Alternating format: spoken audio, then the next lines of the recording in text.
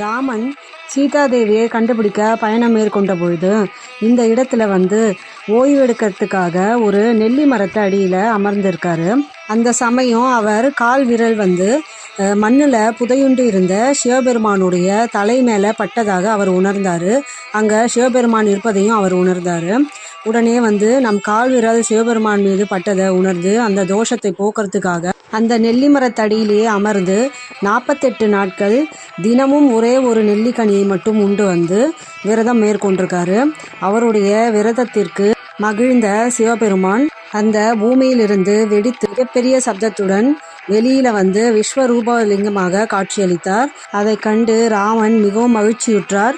சிவனை ஆற தழுவி கொண்டார். பின்பு சிவபெருமான் 6 அடி உயரமாக குறைந்து அமிர்தலிங்கமாக ராமபிரானுக்கு காட்சியளித்தார். ராமர் இவரை வழிபட்டதால் இவருக்கு ராமநாதீஸ்வரர் என்ற பெயரை சூட்டினார்.